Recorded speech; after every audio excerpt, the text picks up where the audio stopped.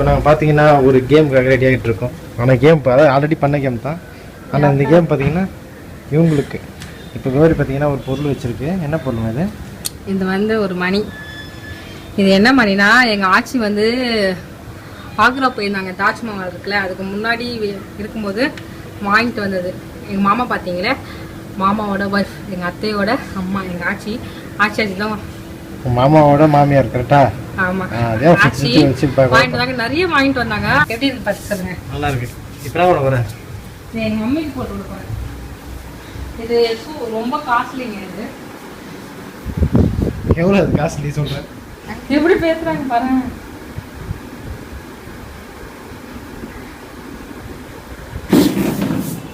இப்போ க்ளோரி ஆண்டியும் பார்த்தீங்கன்னா glory tailoring class வராதுன்னு சொல்றதுக்காக போறாங்க. அதுக்கு ஒரே பயம் அந்த அம்மாவுக்கு. ஏன்னா பார்த்தீங்கன்னா பக்கத்து வீட்டில் கொரோனா வந்துச்சுங்க. அதனால தான், வேற ஒன்றும் இல்லை. கொரோனா முடிச்சதுக்கப்புறம் வரோம் அப்படின்னு சொல்கிறதுக்காக போகிறாங்க. அதுக்கு பயந்து போகிறாங்க. இன்னொரு விஷயம் வந்து உங்ககிட்ட நான் சொல்ல நினச்சேன். இது எல்லாமே பார்த்தீங்கன்னா இன்றைக்கி ஒரு நாள் நடக்கிறது தான். அது எல்லாத்தையும் பார்த்தீங்கன்னா தொகுத்து உங்களுக்கு ஒரு வீடியோவாக கொடுக்குறோம். இப்போ நாங்கள் பார்த்தீங்கன்னா அந்த விஸ்பேர் சேலஞ்ச் அந்த வீடியோ வந்து எடுக்க போகிறோம். அந்த வீடியோ பார்த்தீங்கன்னா இதில் வராது, தனியாக தான் அந்த வீடியோ வரும். அதுக்கான ஷூட்டிங் தான் இப்போ நாங்கள் ரெடி பண்ணிட்டுருக்கோம். என்ன ஷூட்டிங்னா மாடி மேலே போகிறோம். மாடி மேலே போகிறதுனா நினச்சாலே பயமாக இருக்கும்.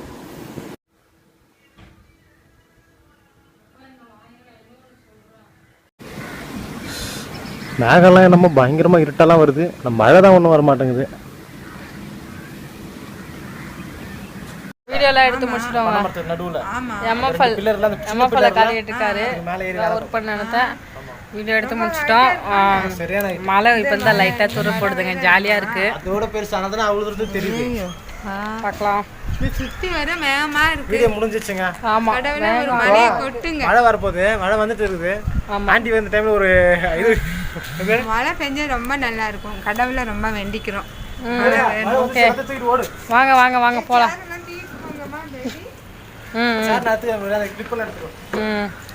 இதை போட்டு இது பண்ண வச்சா அது நல்லா சவுண்ட் கேட்டுச்சு. ஷாம் எப்படி வாய் வாசிச்சாலும் நான் கண்டுபிடிச்சிடுவாங்க. ஏன்னா அது கண்டுபிடிச்சிடுவேன். நான் நிறைய வாட்டி விளாண்டுருக்கோம். நிறைய வாட்டி நான் கண்டுபிடிச்சிடுவேன். மழை வந்துச்சுப்பா.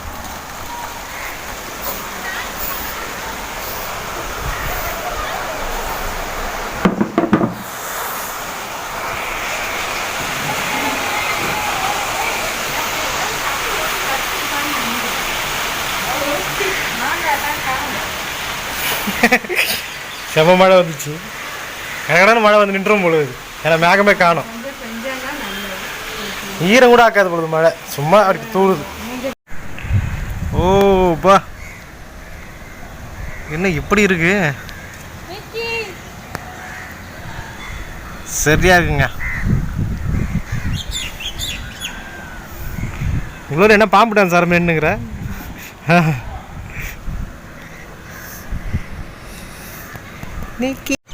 இங்கே பேக் சைடும் பார்த்தீங்கன்னா ரொம்ப அழகாக தான் இருக்குது. செம்ம ஒரு க்ரியேட்டிவாக இருக்குது. நல்லா செம்மையாக இருக்குது. இருங்க நம்ம அப்படியே மேலே பார்ப்போம். இப்போ பார்த்தீங்கன்னா உங்களுக்கு தெரியும், சரியான அழகாக இருக்குங்க. கலர்ஃபுல்லாக இருக்குது வானம். ரொம்ப நாள் கழிச்சு இதுமாரி பார்க்குற மாதிரி இருக்குது.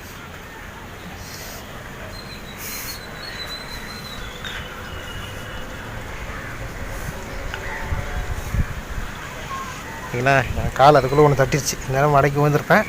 தாண்டி போயிடலாம்.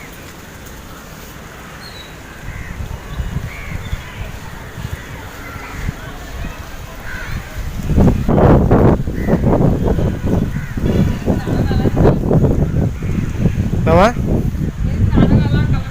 ஆமாம், இப்பயுமே பெஞ்ச அனல் கிளப்பி விட்றோமா?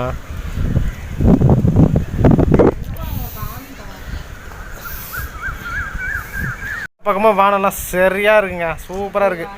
பக்காவாக இருக்குது. பாருங்க, செம்மையாக இருக்குது. சரியாக இருக்குது. நாங்கள் வந்து பார்த்திங்கன்னா இன்றைக்கி கொஞ்சம் அந்த வாக்கிங் மாதிரி போய்ட்டுருக்கோம் மாடியிலேயே. வேறு எங்கேயும் வெளியெல்லாம் போக முடியாது. வாக்கிங் போயிட்டு நான் வந்து உடம்பை கம்மி பண்ண போகிறேன். தொப்பையை கோரி வந்து இதுக்கு மேலே உடம்பு கம்மி பண்ணால் எலும்பு தான் இருக்கும். ஆனாலும் உடம்பு கம்மி பண்ண போகிறான்னு சொல்லிட்டு சேலஞ்ச் பண்ணி வந்திருக்கேன். நம்ம உடம்பு கம்மி பண்ண போறியா? என்ன சொல்லு. அதாவது ட்ரெஸ் வந்து நான் அந்த வீடியோவில் சொல்லியிருப்பேன் என்னங்க, அந்த வீடியோவில் அந்த சட்டையை பற்றி சொல்லிச்சு. போன வீடியோவில் நீங்கள் பார்த்துருப்பீங்க. அவங்க அதுக்குள்ளே இறந்துட்டாங்க பண்ணாங்களா ஆண்டி, அவங்க இறந்துட்டாங்க. இப்போ நாங்கள் அந்த வீடியோ ரிலீஸ் பண்ணும்போது மணி ஒரு 5 மணி இருக்கும்னு நினைக்கிறேன். 5 மணி நான் 8th படிக்கணும் ஆகும்போது அப்போதுல நான் ரிலீஸ் பண்ணியிருக்கேன். அப்போ தானே நீயே வளர மாட்டேன், அந்த சட்டையும் அப்படியே தான் கிடக்கியா? மணிக்கு தான் ஞாபகம் நான் சொன்னாங்க.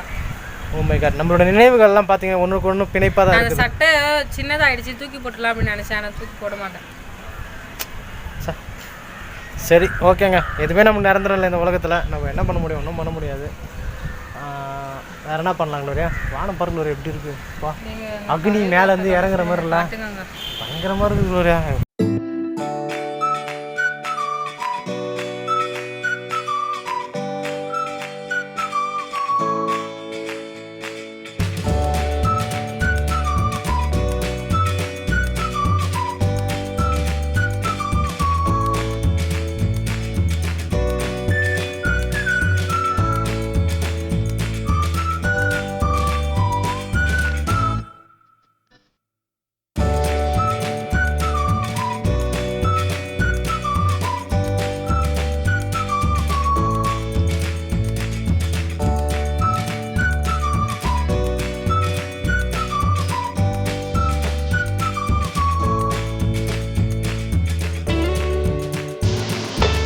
பார்த்தீங்கன்னா நைட்டு 10:15 ஆகுது.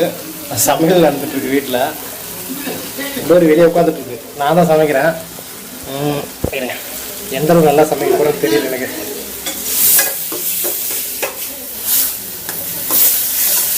ஏதோ எனக்கு தெரிஞ்ச வரைக்கும் சமைச்சு வச்சுருக்கேன். பார்ப்போம். சும்மா நம்மளுக்கு எப்பவுமே சோயா தான். இன்றைக்கி நைட்டு பார்த்திங்கன்னா நாங்கள் அந்த சோயாலேயே வந்து இந்த குருமா சொல்லுவாங்க, சோயா குருமா, அது செஞ்சுருந்தேன். அதை செஞ்சு நைட்டுக்கு அது சாப்பிட்டுட்டோம். சுமாராக தான் இருந்தது. நான் எப்போ உண்மையாக தான் சொல்லுவேன், கோச்சிக்காதீங்க. இது பார்த்தீங்கன்னா அடுத்த நாள் காலையில், அதாவது இன்றைக்கி காலையில். இவ்வளோ நேரம் நீங்கள் பார்த்து எல்லாமே நேற்று ஈவினிங் நடந்தது. இது வந்து இன்றைக்கி காலையில் பார்த்தீங்கன்னா மாவு அரைச்சி வச்சுருக்காங்க ஆண்டி. அந்த மாவு வந்து பார்த்திங்கன்னா கொஞ்சம் வந்து நான் இட்லி மாவு, இன்னொரு மாவு வந்து ஏதோ ஒரு டிஷ்ஷோட செய்ய போகிறேன்னு சொன்னாங்க. அது என்னன்னு தெரியல. அது இந்த வீடியோவில் வந்து வரும் கண்டினியூவாக, நீங்கள் அதை பாருங்கள்.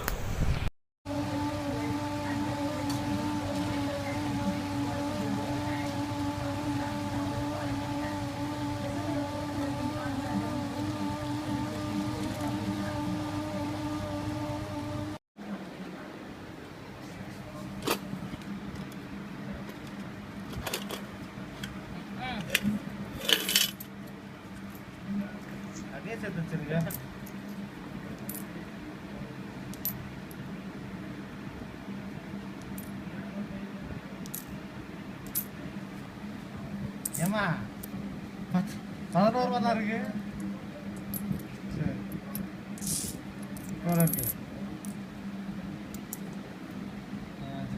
கிளற போறேன். அதுக்கு தேவையான இந்த அரிசியெல்லாம் நான் இட்லிக்கு அரைக்கும் போது என்ன பண்ணுவேன், நான் கேமரா வந்து என் பக்கம் வச்சிருக்கிறேன்.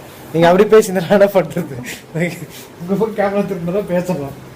ஐயோ என்ன சொல்லலாம், சொல்லியா? நீங்கள் தெரியுங்களா? இதை பார்த்தா பேசணும். இங்கே பார்த்தா இங்கே பார்க்கணும், கொஞ்சம் அங்கேயும் பார்க்கணும். வெந்தயக்களிக்கு இன்னைக்கு என்னன்னா இட்லி போட்டு அரைச்சேன்.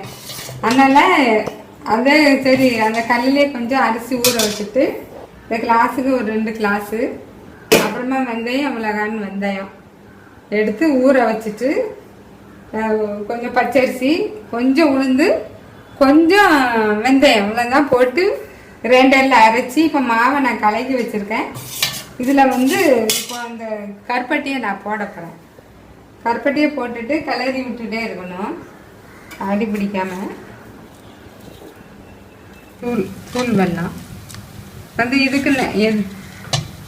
எதுக்கு நான் செய்கிறேன்னா, எங்கள் பையனுக்கு வந்து வாயில் புண்ணாக இருக்குமா அப்படி சொன்னான். அதனால இந்த வெந்தய களி செஞ்சு கொடுத்தா வாய் புண்ணு ஆறும். அதனால இதை இப்போ செஞ்சு கொடுக்க போகிறேன். கொஞ்சம் கசப்பாக இருக்கும். நம்ம வயிற்றுல உள்ள புண்ணு வாய் புண்ணு எல்லாமே ஆகணும். இது கசப்பாக இருக்குமா? லேசாக கசப்பு. நான் ஆனால் கம்மியாக தான் போட்டுக்கிறேன். இது அப்படியே அடி பிடிக்காமல் கலரிட்டே இருக்கும். இது எப்படி ஆண்டி? இட்லி மாவு தானா? இது இட்லி மாவில் கொஞ்சம் வந்தால் இருக்குல்ல, 1 கிளாஸு பச்சரிசி, 1 கிளாஸு புழுங்கரிசி, மிளகான், வெந்தயம் இந்த அளவுக்கு எடுத்துக்கணும். நல்லா ஒரு கல்லுன்னா எப்படி வரும் அது மாதிரி வெந்தயம், அது மாதிரி உளுந்து, ரெண்டையும் நல்லா ஊற வச்சுட்டு நல்லா நனைஞ்ச பிறகு எல்லாத்தையும் ஒன்றா போட்டு அரைச்சிட வேண்டியதான். அரைச்சிட்டு இப்போ மாவை நல்லா தண்ணி மாதிரி கலக்கி வச்சிருக்கிறேன். அதில் போட்டு நம்ம கலரிட்டே இருக்கும்போது என்ன ஆகும்னா அது நல்ல திக்னஸாக வந்துடும், கட்டியாக ஆகிடும். அடி மட்டும் பிடிக்க விடக்கூடாது. இப்போ அடுப்பில் வைக்கணும். இப்போ அந்த கட்டி கரையும் கடையணுமா? இல்லை இப்போ அடுப்பில் வைக்கும்போது சூடாகும்ல, அது இலையிடும் எல்லாம். இதே ஸ்ட்ரைட்டா வைக்கணுமா அடுப்புல? ஆமா. தோசைலாம் சொல்லக்கூடாதா? தோசைலாம் செய்யக்கூடாது. ஓ, களி களி வெந்தய களி. வாய் புண்ணு ஆடுறதுக்கு இந்த மருந்து களி இருக்கு. மருந்து களின்னு கூட சொல்லுவாங்க. வெந்தயம் வந்து ரொம்ப குளுமல்ல, அதனாலதான். இது கிண்டிகிட்டே இருக்கணுமா? ஆமா, இதை கிண்டிகிட்டே இருக்கணும். அப்படியே லேய மாதிரி கட்டி ஆகிடும். கிண்டதுக்கு அப்புறமா நம்ம பார்ப்போம். இன்னொரு முக்கியமான விஷயம் நம்மளுக்கு என்ன இருக்குன்னா, இன்னைக்கு வந்து பார்த்தீங்கன்னா ஒரு சின்ன ஒரு விஷயம் நடந்திருக்கு. அதாவது பார்த்தீங்கன்னா எங்களோட ஃப்ரிட்ஜில் இருக்கிற ஒரு ஸ்டாண்ட் வந்து உடஞ்சிருச்சு. அது அந்த பாயிண்ட் மட்டும் உடஞ்சிச்சு. அது மட்டும் கொஞ்சம் ஃபெவிகால் போட்டு ஒட்டியிருக்கேன். ஃபெவிஸ்டிக் இது ஃபெவிக்விக் போட்டு ஒட்டினா உடனே ஒட்டிக்கும். இப்போதைக்கு ஃபெவிக்விக் வந்து வீட்டில் இல்லை, அதனால் வந்து அதை போட்டு ஒட்டியிருக்கேன். அப்புறம் வந்து இன்றைக்கி வந்து இன்ட்ரெஸ்டிங்கான ஒரு 2-3 நியூஸ் இருக்குது. அதை பற்றி நம்ம வந்து பேசலாம். இப்போ ஆண்டிகிட்ட போய் கேட்போம். நம்மளுக்கு சரியாக தெரியல, ஏன்னா டிவி நம்ம வந்து அவ்வளோ மேக்ஸிமம் பார்க்குறதில்ல. அது எங்கே யானை யாரை கொண்டுட்டாங்களாங்க? ஆமாம். அது எங்கே? அது யானையை வந்து கொண்டது கேரளாவில் தான். கேரளாவில் தான் கொண்டுட்டாங்க. ஏன் கொண்டுட்டாங்க? அது யானை வந்து அது வளர்ப்பு யானை போல, அவங்க வளர்க்குற யானை. அந்த யானை பாவன்னு ஒருத்தன் குளிப்பாட்டிட்டு இருந்தான். அதோட சேர்ந்த யானை தான் 3 யானை. அது இந்த யானை வந்து மாசம் இருந்துச்சு வேலை சொல்கிறாங்க. அது நிறைய அன்னாச்சி பழத்தில் வச்சு வெடி மருந்து வச்சு அதை வச்சிருக்கிறாங்க. அதை என்ன பண்ணியிருக்கேன், அதை எடுத்து பாவம் அதுக்கு என்ன தெரியும், அது தூக்கி சாப்பிட்டுட்டு, அதனால அது சாப்பிட்டதுமே அது டம்முன்னு வாய்க்குள்ளேயே வெடிச்சு அந்த வலி தாங்க முடியாமையே அந்த யானை அப்படியே போய் ஒரு குளத்துக்குள்ள போய் அது அப்படியே நிற்கிது. அந்த வலியை எப்படி ஆற்றிக்கிறதுன்னு எனக்கு தெரியாதுல்ல. இப்போ மனுஷனா ஓடுவான், ஒன்று அந்த குண்டெல்லாம் கீறி எடுப்பாங்க. அது அப்படியே தாங்க முடியாமல் தண்ணிக்குள்ளே போயிட்டு அப்படியே முட்டைங்கனி போட்டு அப்படியே முழங்கல்லாம் தெரியுது. முழங்கல் போட்டு அப்படியே தும்பிக்கை அப்படியே சுருட்டி அந்த யானை அப்படியே செத்துருச்சு. அது நினைக்கும் போது ரொம்ப மனசு ரொம்ப கஷ்டமா இருந்துச்சு. அதாவது வெடிகுண்டு வந்து எது கொடுத்தாங்கன்னா அந்த யானை வந்து சாப்பிட்றதுக்கு இற தேடி இருந்துச்சான். அது பசிக்கு சாப்பாடு போடுறேன்னு சொல்லிட்டு சில பல துரோகிகளா இருப்பாங்க, தேச துரோகிகள். அவனுக்கு என்ன பண்ணாங்கன்னா அண்ணாச்சி பழத்துல வெடி வச்சு அது கொடுத்துட்டாங்கண்ணா. அது கொள்றதுக்குன்னே வேணுன்னே கொடுத்துருக்காங்க, தெரியாம கொடுக்கல, வேணுன்னே கொடுத்துருவாங்களாம். இப்ப அவனை தேடிட்டு இருக்காங்க. அவனை பிடிச்சு கொடுக்குறவனுக்கு 50,000 அவதாரம் போட்டுக்கிறாங்க. அது தப்பு இல்லை, அது வாயில்லாத ஜீவன். அதுக்காக தான் அவங்க தான் போட்டுட்டு இருக்காங்களாம். அதனால அந்த தவறு செய்யக்கூடாது. அது எவ்வளோ பெரிய மிருகம் நம்மளை விட. நம்மளே ஒரு மனுஷன் வந்து ஒரு மிருகத்தனமாக நடக்கிறான்னா நம்ம தான் மிருகம், அது மனுஷன் தான் சொல்லணும். அதுக்கு ஒன்றுமே தெரியல. பாவம் தண்ணிக்குள்ளே போயிட்டு நம்ம தற்கொலை பண்ணிடுச்சு. தண்ணியில் விழுந்து அந்த வலி தாங்க முடியாமல் அப்படியே தண்ணிக்குள்ள அமுங்கி அது தன்னை தானே தற்கொலை பண்ணிடுச்சு, அந்த வேதனை தாங்க முடியாமல். அப்படின்னு தான் நான் ரொம்ப ஜோசப் அதை சொல்லி ரொம்ப ஃபீல் பண்ணேன். அம்மா செத்துட்டு இப்படி பண்ணிட்டாங்களே அப்படின்னு, என்னது அப்படின்னுட்டு அங்கே ரொம்ப கவலைப்பட்டேன். அப்புறம் தான் நான் அந்த நியூஸை 3 வாட்டி பார்க்கும்போது தான் எனக்கு அதோடைய அர்த்தம் புரிஞ்சிச்சு. பாவம் அது எவ்வளோ வேதனைப்படுது. தண்ணிக்குள்ளே போய் இவர் அங்கிள் சொன்னார், அது தண்ணிக்குள்ளே போய் தன்னையே தற்கொலை பண்ணுது பாரு, அந்த வலி தாங்க முடியாமல் முழுகி அப்படியே செத்துருச்சு. அவரு அதையும் ஆராய்ச்சி பண்ணியிருக்காரு. நான் அதை கூட யோசிக்கல. அவர் அது தன்னாலே தற்கொலை பண்ணுன்னு சொல்றாரு. இப்படிப்பட்ட மிருகங்களுக்கெல்லாம் நம்ம துரோகம் பண்ணக்கூடாது மனுஷங்க. அதுக்கு காப்பாற்ற முடிஞ்சோன்னா நம்ம முடிஞ்ச அளவுக்கு அதுக்கு ஆகாரம் கொடுக்கணும். நாயா இருந்த கூட அப்படிதான். ஆனா எங்க தெருவுலலாம் நாய் இருக்கு, அவனுமே சொறி நாய், நல்ல நாய் இல்லை. அதனால நாய்களெல்லாம் எனக்கு பிடிக்கவே பிடிக்காது.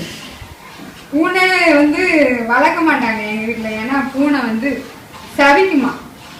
நான் வாழ போற வீட்டுல வந்து குழந்தையே இருக்கக்கூடாது, நான் மட்டும்தான் பாப்பாவா இருக்கணுமான்னு சொல்லுமா. அது அப்படியே கடவுள்கிட்ட பிரார்த்தனை பண்ணுமா பூனை. அதனாலதான் பூனை திடீர்னு இப்போ 2 பேர் புருஷ மஞ்சாதி இருந்தான்னா அந்த வீட்டுல அந்த பூனையை வளர்க்க மாட்டாங்க. அது ஒரு பெரியவங்க சொல்லுவாங்க பழங்க. அவ பூனை முடிஞ்சில முடிச்சுட்டு போனாலும் நல்லது இல்லைன்னு சொல்லுவாங்க.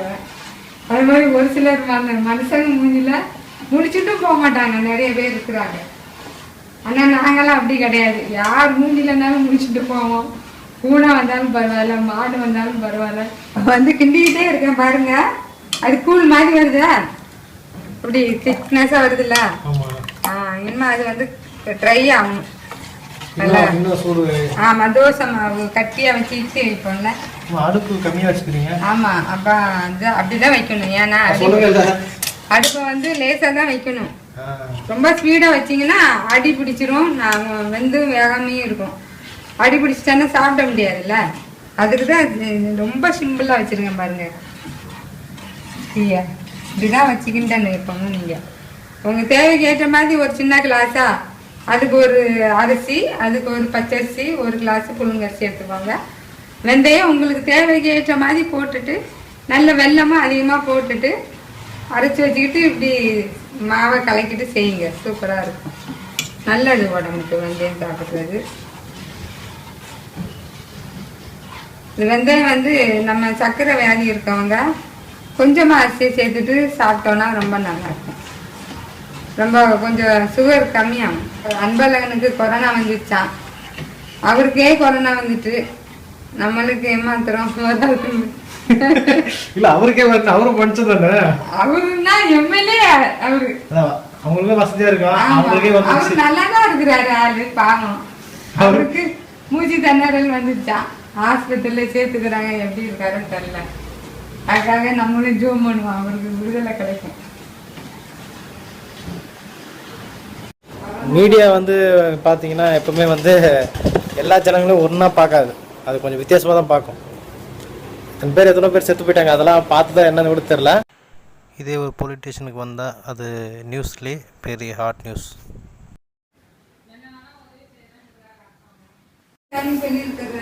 வந்து உங்களுக்கு என்ன தேவையோ அந்த உதவி அவர் செய்கிறாராமா? நான் செய்வேன் அப்படின்னு சொல்லியிருக்கிறேன். அமைச்சருக்கா? ஆமா, அந்த எம்எல்ஏக்கு பழனி. எம்எல்ஏக்கா? எம்எல்ஏக்கு வந்து கொரோனாவில் இருக்காருல்ல, அந்த செலவெல்லாம் நாங்கள் பார்த்துக்கிறோம் அப்படி சொல்றாரு. கொரோனாவுக்கு இப்போ வந்து பணக்காரங்களுக்கு வந்து அது 15,000 ஒரு நாளைக்கு. இப்போ நம்மலாம் வந்துட்டுன்னா போக முடியாது. ஆனா அந்த கார்டை இப்போ காப்பீட்டு திட்டம், அந்த காப்பீடு அட்டையை எடுத்துட்டு போகணுமா. அதை எடுத்துட்டு போனா நம்மளுக்கு ஃப்ரீயா அதை பாக்குறதுக்கு. அதை எடுத்துட்டு இப்போதைக்கு நம்ம போறதில்ல. ஆனா நிறைய பணமும் வசூலிக்கிறாங்களாம். 15,000 தனியார் மருத்துவமனையில. அதெல்லாம் நம்மளால கொடுக்க முடியுமா? கடவுள் தான் காப்பாற்றணும்னு நம்பிக்கையில இருக்கோம் நாங்க பிரேயரோட.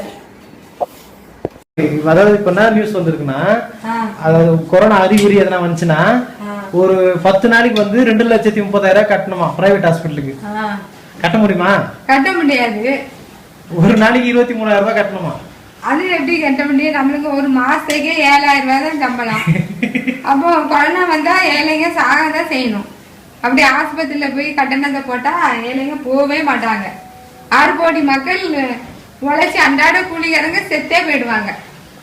அதை கணக்கு எடுக்க தேவையில்லை. 6 கோடி பேர் செத்துட்டானே நினைச்சிடுங்க. அப்போ மொத்தமா அதான் வழி. ஒரு குடும்பம் அப்படியே சாப்பாடு இல்லாம எப்படி 3 குழந்தை வச்சுக்கிட்டு பாவம் வருமானம் என்னமா தவிக்கிறான். இப்போ பெயிண்டிங் வேலையும் அந்த பில்டிங் கட்டுறாங்களே அவங்களுக்கு தான் கொஞ்சம் கொஞ்சம் வேலை இருக்கு. அதனால எங்க வீட்டுக்காரர் கூட பெயிண்டிங் பண்ண போயிட்டு இருக்காரு. அவருக்கே வயசு 60 ஆயிடுச்சு. கொரோனா வந்தா கூட வரலாம். என்ன பண்றது? செத்தா சாவதி இருந்தா இருக்குன்னு போறோம். கவர்மெண்ட் என்ன பண்ணுது? ஒரு 100 ரூபாய் அரிசி இலவசமா 1 கத்த அரிசியை போட்டுட்டு அதான் மேஜிக். இதை வச்சு நீ என்னன்னா போ. அப்போ கேஸ் எப்படி வாங்குவாங்க? கேஸுக்குன்னு கொடுக்கலாமே. மாசம் ஒரு 2000 கொடுத்தா கூட ஒரு ஹெல்ப்பா இருக்கும். அப்புறம் வாடகை கொடுக்கணும். வாங்கின கடனை அடைக்க முடியாது. எவ்வளவு பிரச்சனையில இருக்காங்க தெரியுமா மக்கள். இது வந்து கடவுள் மேல இருந்து பார்த்துட்டே இருக்காரு. இந்த மனுஷங்களுக்கு உதவி செய்யறாங்களா இல்லையா ஒரு டெஸ்ட் பண்றாரு. மனுஷனுக்கு தண்டனையா என்னன்னு அதுலதான் தெரியும். கடவுள் மேல இருந்து வேடிக்கை தான் பாக்குறாரு. நல்லவங்க யாரு கெட்டவங்க யாருன்னு பாத்துக்கிட்டே இருக்காரு.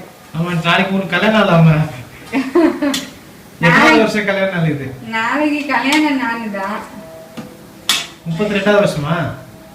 ஆமா 32. முடியல. கொஞ்சம் இது பண்ணுமா? கொஞ்ச நேரம் கழிச்சு வைக்கணுமா? சரி. அப்போ இன்னைக்கு வந்து 32வது வருஷம் கல்யாண நாள் அவங்களுக்கு. நீங்கள் என்ன பண்ணுறீங்கன்னா விஷ் பண்ணுங்க. இந்த வீடியோ கீழே விஷ் பண்ணுறேங்க. விஷ் பண்ணுவீங்கன்னு நினைக்கிறேன். விஷ் பண்ணுங்க சரிங்களா? தேங்காய் பவுடர் கொஞ்சம் போடலாமா? தேங்காய் துருவலா? வீட்டில் பவுடர் வச்சுருக்கீங்களா? தேங்காய் துருவல் இருக்கு, இருங்க எடுத்துட்டு. அதை போட்டுட்டு டிங் டிங் டிங் டிங் டிங் டிங். எங்கே இருக்கு? இங்கே தான் இருந்தது. இந்த இருக்கு.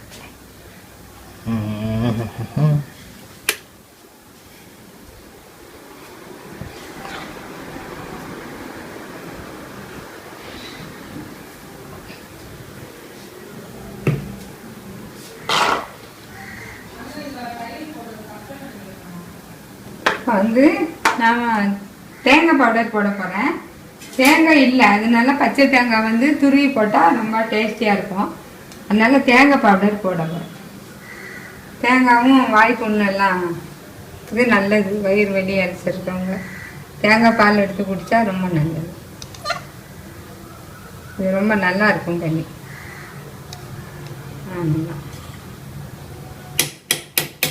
ஆமாம், ரெடி ஆயிடுச்சு. ஆமாம், இது வேலை முடிஞ்சு. கிளறிட்டு கொஞ்சம் நேரம் வச்சுட்டு நம்ம சாப்பிடலாம்.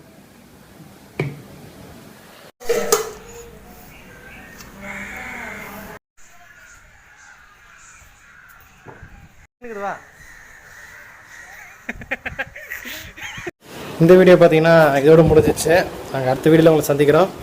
அதுவரை உங்களிடம் இருந்து விடை பெறுவது நாங்கள்.